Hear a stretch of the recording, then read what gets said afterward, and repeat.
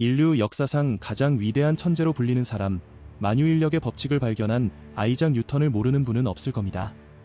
우주의 비밀을 수학으로 완벽하게 풀어냈던 그 명석한 두뇌의 소유자도 결코 풀지 못한 숙제가 하나 있었습니다.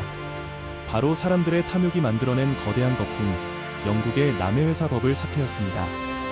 뉴턴은 이 주식에 투자했다가 현재 가치로 수십억 원에 달하는 전 재산을 허공에 날리고 뼈저린 후회 속에서 이렇게 말했습니다.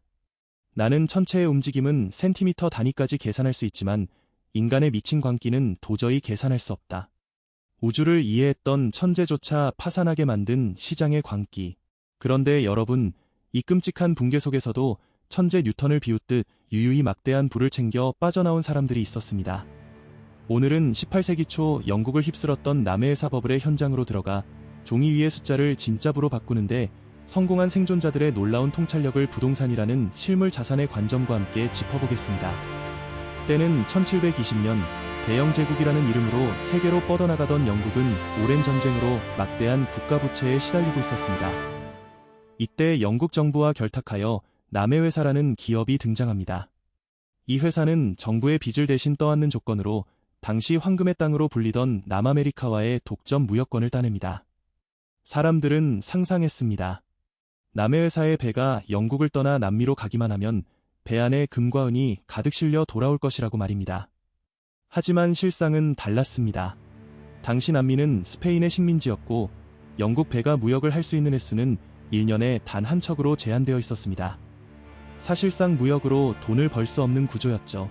하지만 회사는 진실을 숨긴 채 엄청난 배당금을 주겠다며 화려한 거짓말로 사람들을 현혹했습니다. 시장은 곧바로 이성을 잃었습니다. 정치인, 귀족, 성직자부터 하녀와 구두 닦기 소년까지 영국의 모든 돈이 남해회사 주식으로 몰려들었습니다. 1720년 초 100파운드였던 주가는 단 몇 달 만에 1000파운드까지 무려 10배나 수직 상승했습니다. 사람들은 일을 그만두고 주식판에 뛰어들었고 빚을 내어 주식을 샀습니다. 천재 과학자 뉴턴도 처음에는 이 주식을 사서 꽤 큰 돈을 벌고 일찌감치 팔았습니다. 아주 현명한 선택이었죠. 하지만 자신이 주식을 판 이후에도 가격이 미친 듯이 치솟고 주변의 평범한 이웃들이 자신보다 더 큰 부자가 되는 것을 보자 그만 평정심을 잃고 맙니다.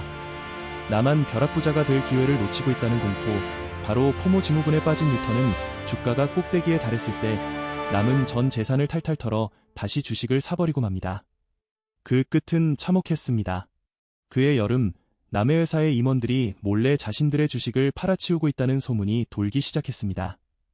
아무런 실체가 없던 거품은 순식간에 터져버렸습니다. 1000파운드였던 주가는 다시 100파운드로 곤두박질 쳤고 뉴턴을 포함한 수많은 사람들의 전 재산은 휴지 조각이 되었습니다. 하지만 이 파멸의 시기, 완벽한 타이밍으로 시장을 빠져나와 오히려 전설적인 부를 거머쥔 생존자들이 있었습니다. 당시 영국의 서적상이자 투자자였던 토머스 가이, 그리고 경제학자 리처드 캉티온 같은 인물들입니다.